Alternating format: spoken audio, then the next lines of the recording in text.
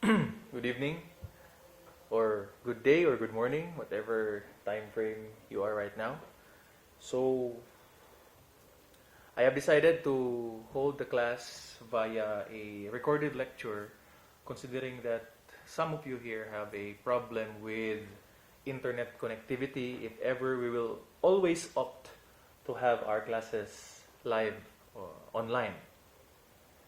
So, another benefit for this is that at least you can review this lecture because it is already pre-uploaded.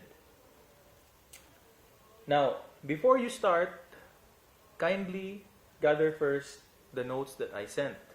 First is the sample flowchart of criminal prosecution and together with the module 1 that I have sent to your classmate, Mr. Agopra. Okay. So, let's proceed first with the sample flowchart. So, as you can see, and as I have preliminarily discussed during our last meeting, there are two modes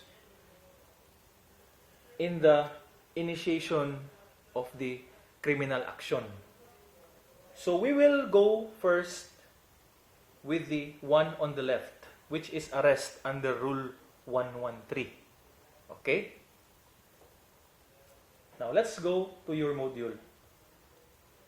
Now in your module, I have dissected the pertinent provisions under Rule 113 on arrest. No? Because basically, this first step pertains to valid warrantless arrest. So these are sections 1, 2, 3, 5, 6, 8, 9, 10, 11, 12, 13, and 14. Okay? So let us discuss them one by one. Okay. Section 1 basically discusses only about definition of arrest. Okay? So it is the taking of a person into custody in order that he may be bound to answer for the commission of an offense. Okay.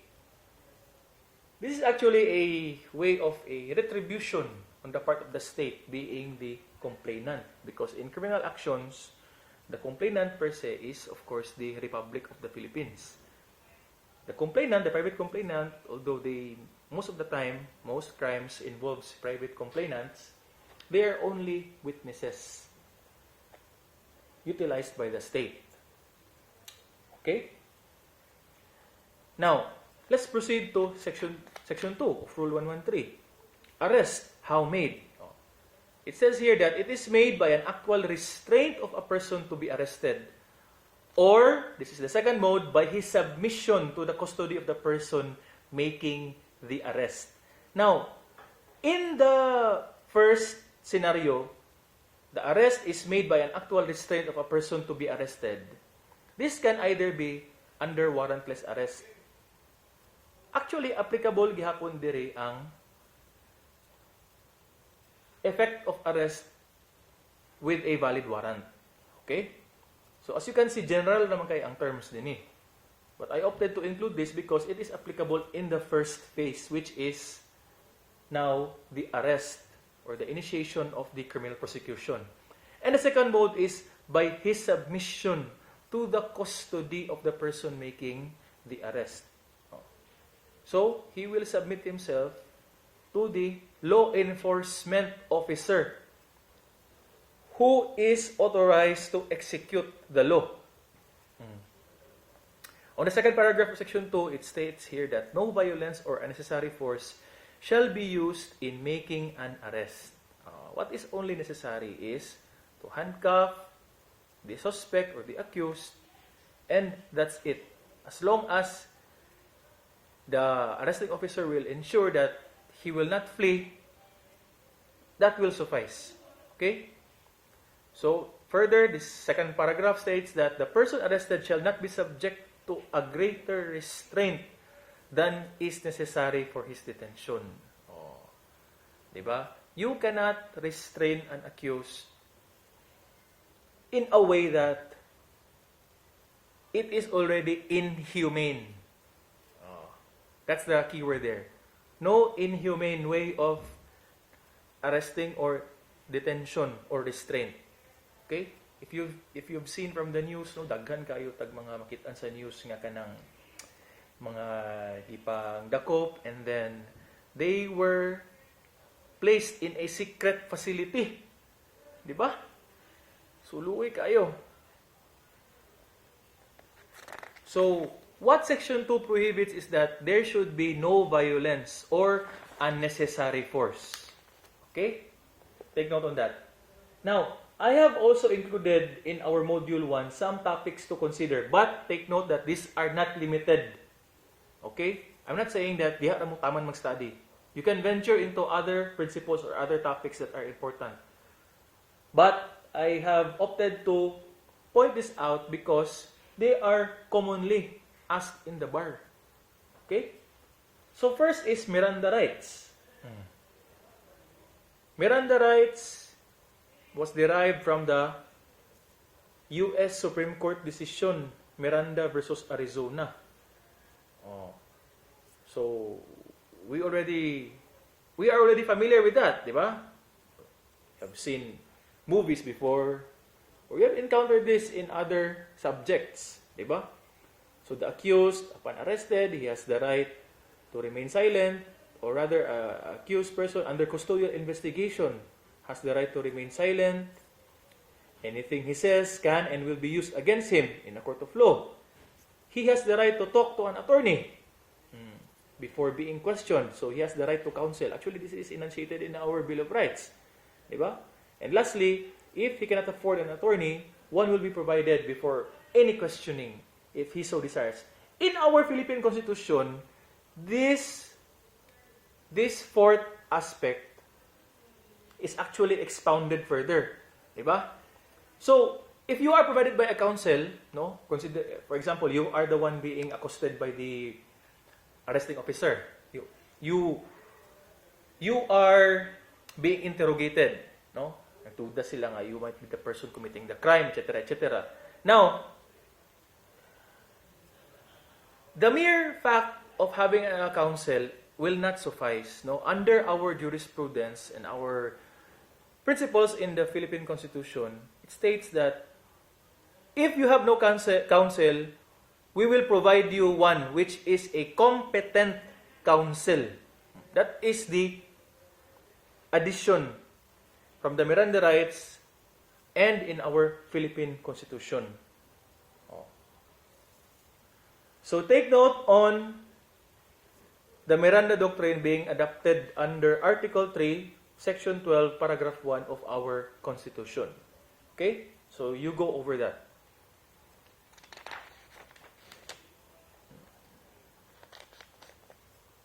Okay. Let's proceed to the next topic. Now let's go to custodial investigation. No?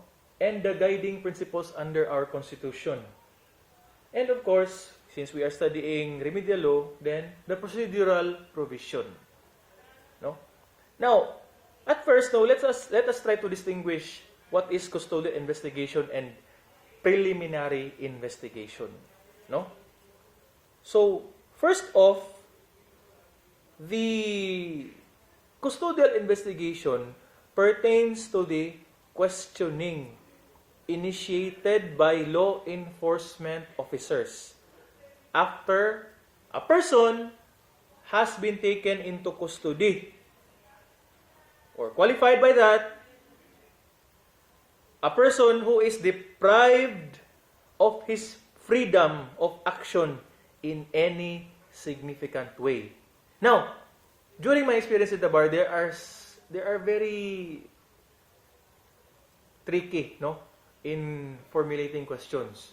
So, there was a situation there that, what if you were just invited for questioning? Can you invoke your Miranda rights at the outset? Diba? Can you try to think over it? Now, based from our jurisprudence, there is a slim line between being under custodial investigation and being subject to a mere questioning. Now, the slim line there is between the questioning in general terms and the line of questioning pertains to a accusation. So, if the line of questioning only pertains to a general aspect, on the other hand, the questioning already pertains to you being the suspect, then on the latter situation, you are already under custodial investigation. So that is the only time that you can invoke your right to counsel. Or even the Miranda rights as a whole. Okay? So not all the time that just because you are being questioned, as long as the line of questioning does not pertain to you being the suspect, then you are not under custodial investigation. Okay? On the other hand, preliminary investigation, or PI. Let's call it PI para mabuo. Now, preliminary investigation is different, no? It is conducted by the public prosecutor, no? And a person undergoing preliminary investigation or PI is not considered to be under custodial investigation because a PI is just a mini hearing under the executive power, no? It is just a fact-finding situation if there is indeed a probable cause to indict a person of the crime complained of. Okay? Now let's go to section 3. Duty of arresting officer. Oh. It shall be the duty of the officer executing the warrant to arrest the accused and deliver him to the nearest police station or jail without unnecessary delay. Now, it says here that executing the warrant. Oh. So, obviously, this pertains to a previously issued warrant of arrest. Now, why did I include this? Because what is the most pressing issue here is that once a person is arrested during a valid warrantless arrest, it is actually the duty of the arresting officer to deliver the suspect or the accused to the nearest police station or jail facility without unnecessary delay. Now, take note, class, that there is a provision under our criminal law regarding this. No? It pertains to the number of hours a person must be delivered to the detention facility depending on the nature or the weight of the crime suspected that he has committed. Diba? So, natin katong 18 hours, 36 hours, etc., etc. There are only 3 there. So, you try to review that in your criminal law 1. Okay? So, that is basically the duty of a arresting officer. Now, let's proceed to Section 5. Arrest without warrant when lawful. So, this is now the main event in our flowchart. No? This is actually the highlight. That is why, if you notice, I specifically wrote there, Rule 113, Section 5 in our flowchart. No? So, arrest without warrant. So, when lawful. A peace officer or a private person may, without a warrant, arrest a person, letter A, when in his presence, the person to be arrested has committed or is actually committing or is attempting to commit an offense. Letter B, when an offense has just been committed and he has probable cause to believe, based on personal knowledge of facts or circumstances, that the person to be arrested has committed it. And letter C, when the person to be arrested is a prisoner who has escaped from a penal establishment or place where he is serving final judgment or is temporarily confined while his case is pending, or has escaped while being transferred from one confinement to another. Okay. Now, to summarize this, actually class, no, Rule 113 Section 5 can be summarized into the following, no? So first is that the arrest is based on a crime committed in flagrante delicto. Oh, di ba? So that is the first there in letter A, no? The person to be arrested has committed the crime. So that is in flagrante delicto. So basically, the arresting officer has personally seen the accused committing the crime. That is already a basis, or there is already probable cause for him to arrest that person. Diba? In flagrante delicto na good. Next, the arrest is made in hot pursuit. Diba? Hot pursuit.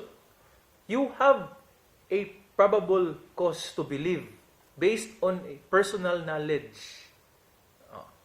So how can you qualify personal knowledge? When is there personal knowledge on the part of the arresting officer? So we will discuss that in a few moments. And lastly, arrest of escaped prisoner or those temporarily detained. So there are two types of detention prisoners. First is detention prisoner under sentence. So humana ay ang hearing. Disentensyaan na siya. He is now serving his sentence. The second type is the person under preventive detention.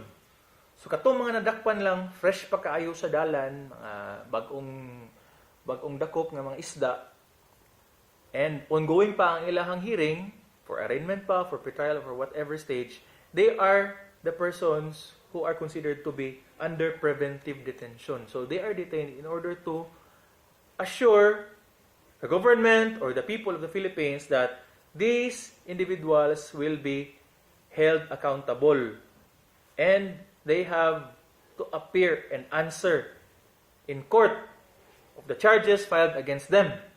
No?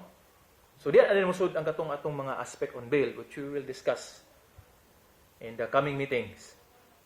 Okay? So basically that's it. That's how you summarize Section 5. Di ba? Arrest in flagrante delicto, arrest in hot pursuit, and arrest of escaped prisoners or those under preventive detention. Okay?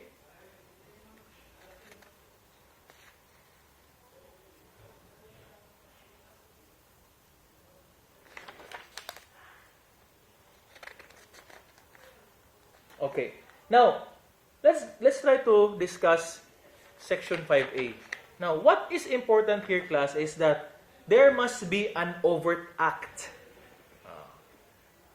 An overt act that is indicative of a felonious enterprise. Di ba? Social kay paminawon, di ba? An overt act indicative of felonious enterprise. Meaning, if a person intends to commit a crime, but such intention is still in the confines of his mental faculties, and wala pa niya gi-perform ang overt acts or wala pa'y hands-on, then there is no crime yet. Because human as we are, even an arresting officer, even how powerful they may be, they can never read minds. Di ba? They can never read minds. So what is necessary is that there should be an overt act before a person or arresting officer can finally consider that the accused is committing a crime in flagrante delicto. Okay?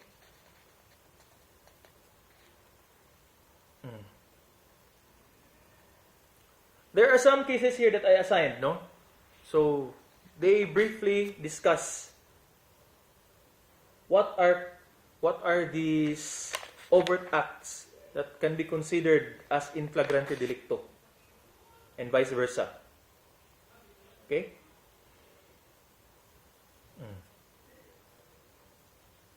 Now, in the other aspect, no, there must be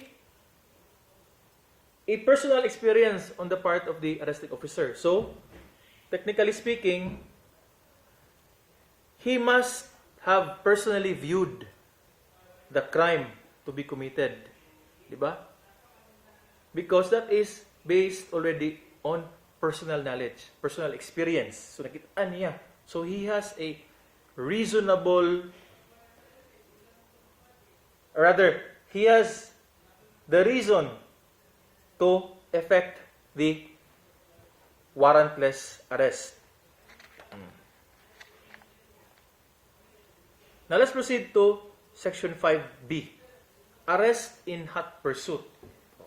Now, take note, class, that what is important in hot pursuit is that the person to be arrested must have just committed an offense. That's the first element there. And the second is that the arresting officer must have personal knowledge of facts or circumstances indicating that the person to be arrested is the one who committed the offense. Okay? So take note on that, class. Okay? So, there must be an aspect of immediacy. So the span of time from the commission of the offense and the time that the arresting officer has knowledge or has a probable cause or personal knowledge of the facts and circumstances, dapat na ay meager nga distance between that. Okay?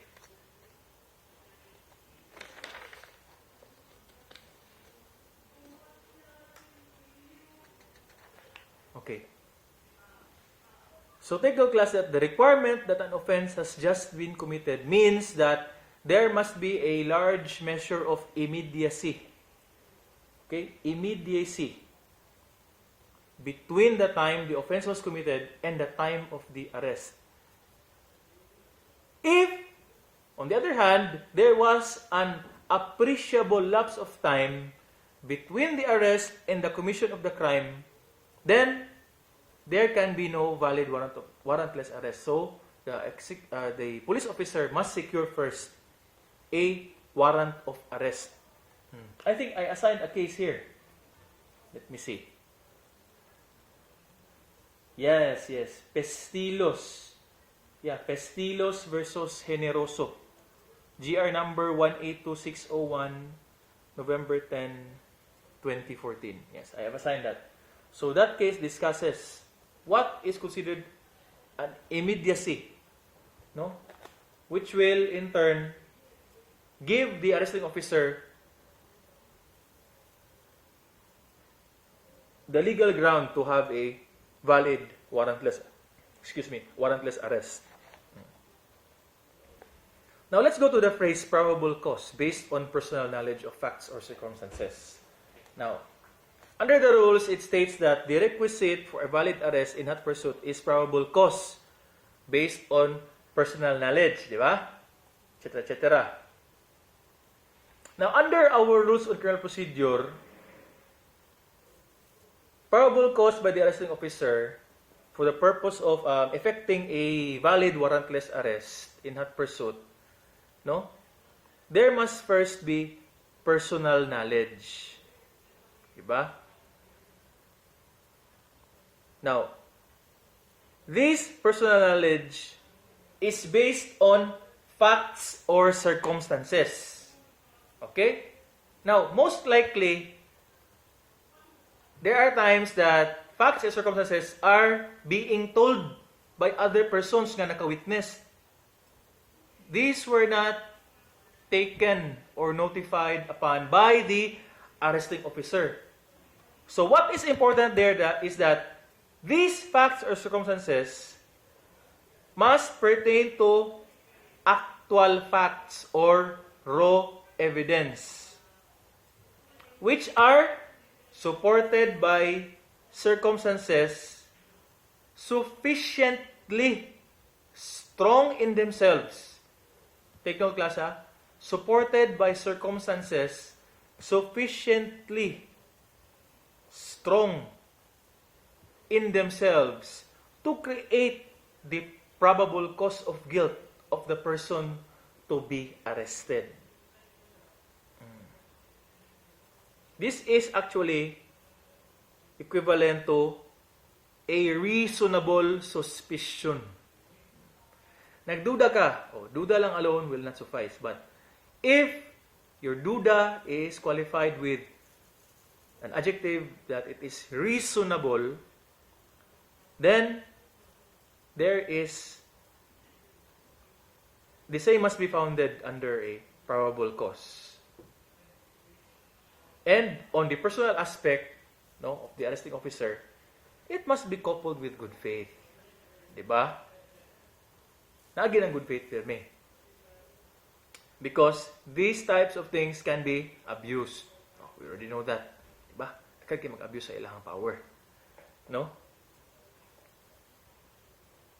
So you read the case of Pistilios versus Generoso, okay? This case has already discussed this aspect.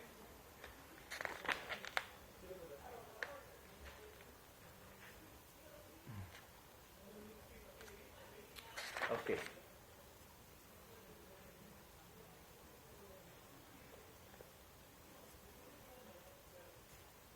Now, a while ago, I actually discussed about circumstances wherein the evidences were derived from third persons, persons that are outside the involvement of the crime committed. Now, basically, under the rules on evidence, so we'll just inject this a bit, okay? These are what we call hearsay evidences, no? Actually, that is why I actually included this in our topics, because in the real world, in the situation, most of the time, the arresting officers will just base their probable cause to arrest a person on hearsay. Gisulti ni silingan, gisulti sa pag-umangkon, gisulti sa kani. Nga inani, so dakpa na siya. Okay? Now, generally, it is not allowed, no? But there are instances wherein the Supreme Court ruled that these things are actually valid, no? So, we will discuss today hearsay as basis of probable cause. Let me see if I assign this case.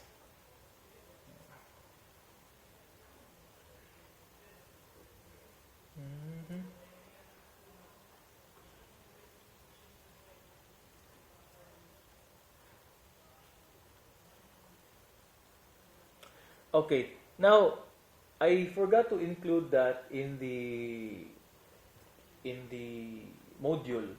So kindly insert the case of Estrada versus Ombudsman. Okay, so Estrada versus Ombudsman, GR number 21-2140-41,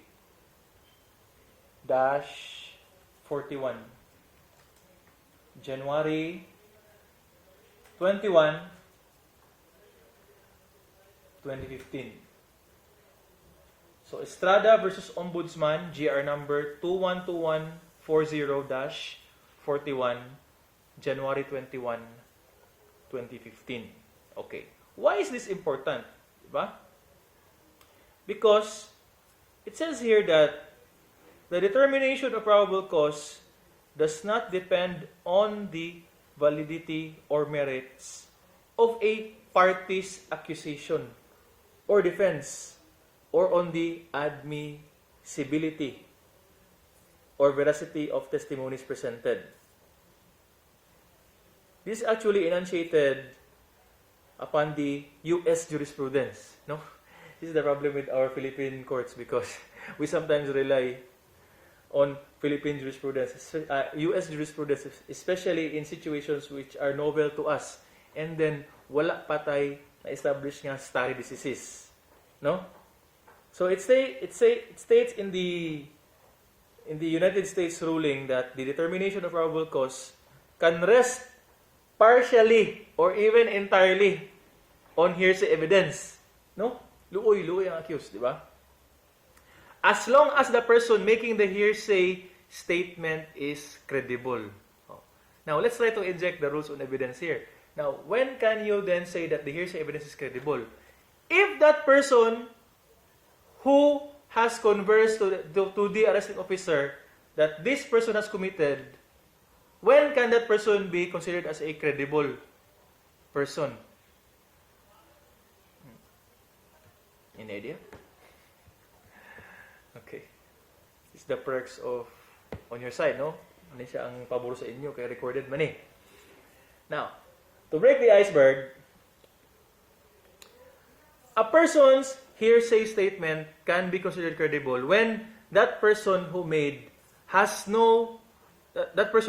statement has no personal interest or personal gain on the alleged criminal incident.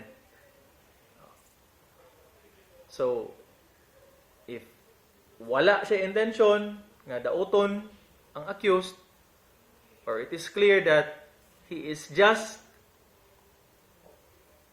communicating, despite that it is hearsay on the part of the arresting officer, as long as he has no personal gain, he will not be beneficial or benefited if he will make a statement. No? There was no vindication on his part. No? He is communicating in good faith. Then, that statement, even if hearsay, will still be considered credible. So, at the outset, the arresting officer can still effectuate a valid warrantless arrest.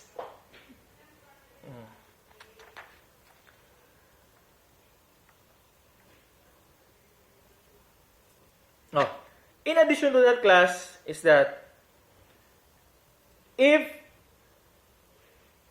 the arrest was based on hearsay, the qualification there is that there must be a substantial basis to credit that hearsay evidence.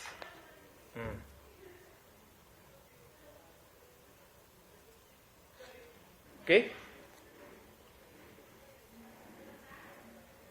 So, take note on that, ha?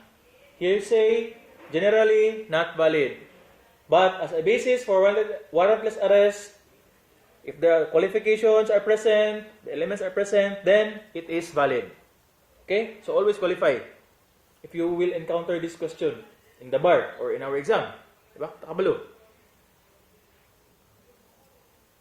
Okay.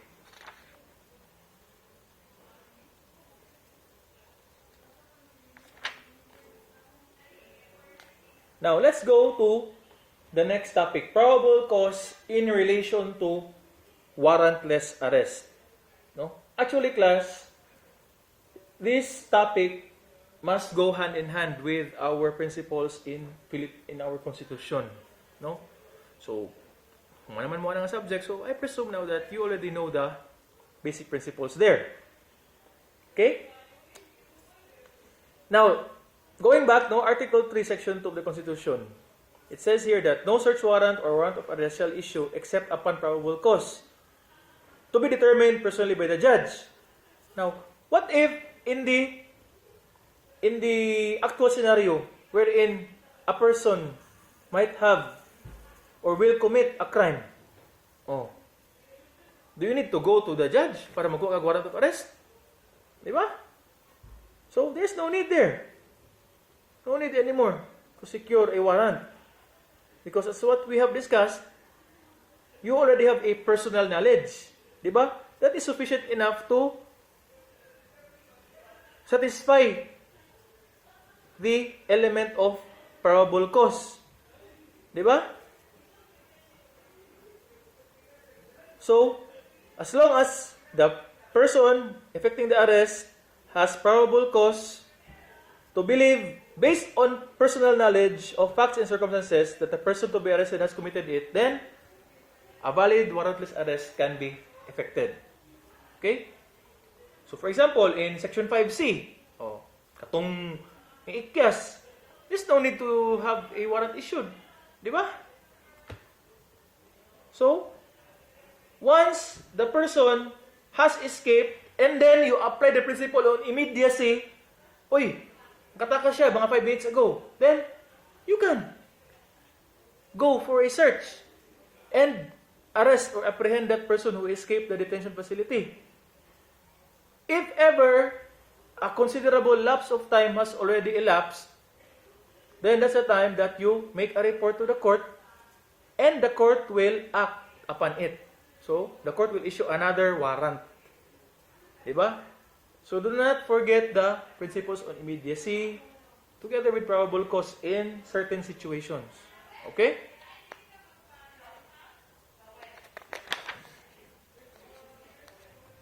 Now, let's go to the next provision. Section 6. Time of making arrest. This is very obvious already. Arrest may be made on any day and any time of the day or night. Di ba? Kaya bitong mga mag-raid, di ba? Gabiim na sila mag-raid sa mga drug den. Di ba? So, no need to discuss that further. Even on weekends na, kalas, pwede weekends. Kung paborito sa mga pulis, Friday sa hapon. Muna ting dakop nila. Para makasyon pa sa presuhan kung pwede sila makapiyansa. Di ba? Because filing bail is a long process. No? Magkuha pagkakwarta, magkuha pagkaog bondsman, magkuha pagkakang certification sa barangay that indeed you reside in that place. The same holds with the bondsman. You still have to secure documents to make sure that he is really a resident there. Let's proceed to Section 8. Method of arrest by officer without warrant. This is very important. No? So, when making an arrest without a warrant, the officer shall inform the person to be arrested of his authority and the cause of the arrest. So, you introduce yourself. I'm a police officer. You are being arrested for committing this crime. Inana. So, unless the latter is either engaged in the commission of an offense or is pursued immediately after its commission, has escaped, flees, or forcibly resists before the officer has opportunity to so inform him, or when the giving of such information will imperil the arrest. So, on the latter qualifications, there is no need for the arresting officer to introduce himself and notify the person why he is arrested. No? So, general rule is this. You inform the person to be arrested that I am the police officer. This is the reason why we are arresting you. If the arresting officer will see to it that the introduction and the notification will just imperil the arrest, or will give the chance that the accused will flee, then there's no need to introduce and notify. Now, let's go to the next topic. Citizens arrest. Diba? Barangay tanod or bantay bayan. That is actually under Section 9. Method of arrest by private person. That is considered as a citizen's arrest. When making an arrest, a private person shall inform the person to be arrested of the intention to arrest him and the cause of the arrest. Unless the latter is either engaged in the commission of an offense, is pursued immediately after its commission, or has escaped, etc., etc., etc. The same situation with Section 8.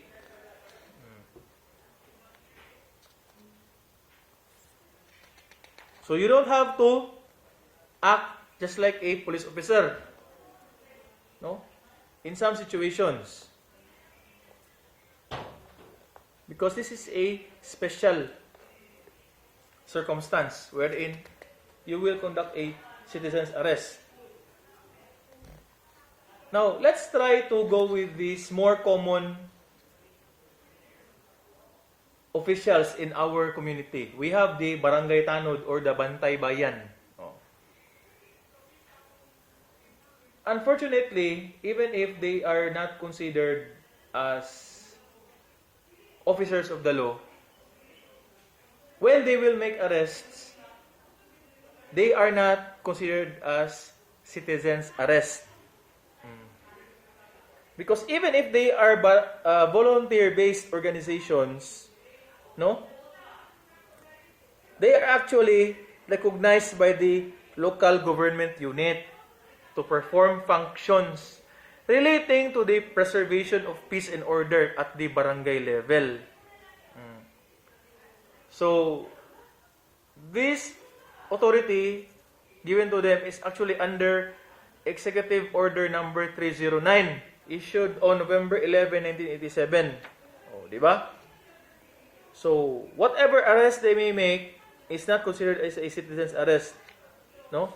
Even though they are not actually possessed with the skills of a police officer. Okay, so take note on that. Section 10. Officer may summon assistance.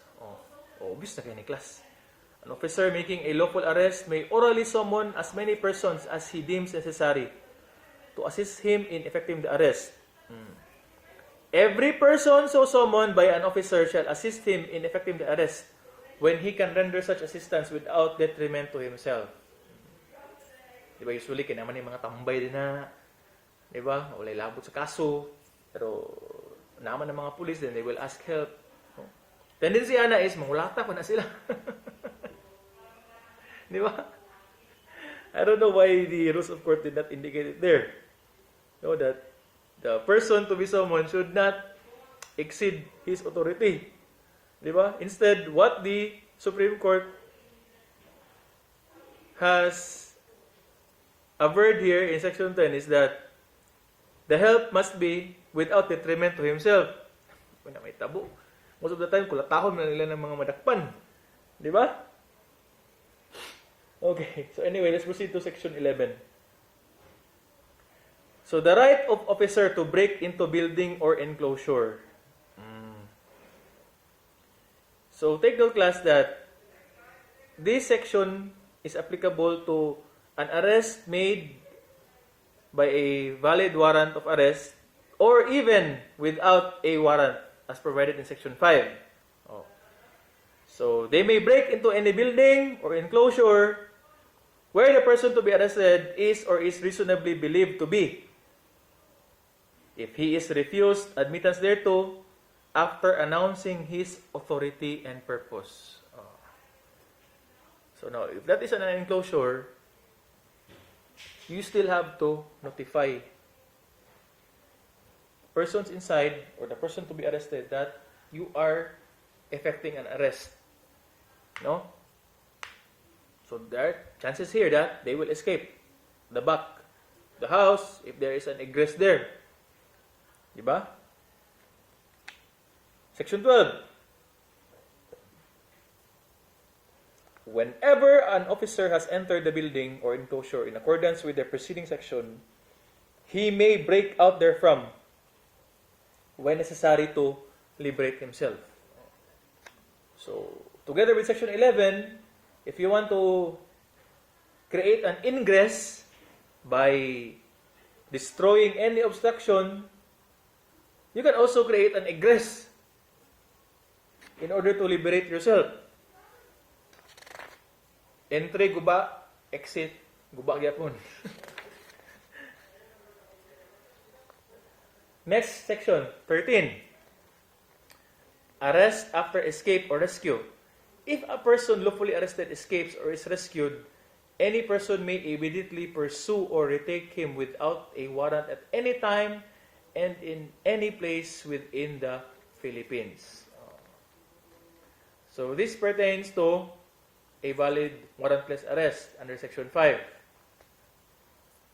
So, a person who escapes, who is under preventive detention, or if he is rescued, no? So, na rescue siya sa mga pulis, No. He is rescued by his mga kakusa niya, by his peers. Muna pasabot ana. Then, any person. It says here, any person. No need to be a police officer. Any person, whether you are a police officer or a private individual, effecting a citizen's arrest, may immediately pursue or retake him without a warrant at any time and in any place within the Philippines. Diba?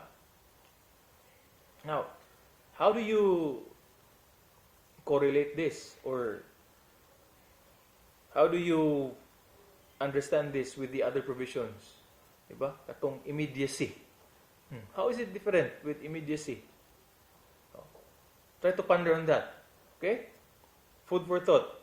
Because in immediacy, there must be a meager span of time from the escape and to the effecting arrest. If taas na ang panahon, then you have to secure a warrant. Now, how do you justify in Section 13? In fact, even a citizen's arrest can be valid at any time. Diba? No need for a warrant. Try to ponder on that. Try to find a solution on how you can co-join them. No? Because somewhat they are conflicting. Okay? Now, let's go to the last topic, Section 14. The right of attorney or relative to visit person arrested. Any member of the Philippine Bar shall, at the request of the person arrested or of another acting in his behalf, have the right to visit and confer privately with such person in the jail or any other place of custody at any hour of the day or night. Subject to reasonable regulations, a relative of the person arrested can also exercise the same right. This is actually the guarantee under our Constitution, which is the right to counsel. Diba? So, the police officer effecting the arrest, or the police officer who is holding custody with the accused, must give the person arrested the opportunity to be interviewed by his counsel of choice. Okay? Now, on the next video, I will discuss our next topic, which is Rule 110. So, I leave to you the reading of the cases assigned in Module 1 under Rule 113. And then on our next video, which I will again send to you, pre-recorded, I will discuss Rule 110, prosecution of offenses. Okay? Thank you.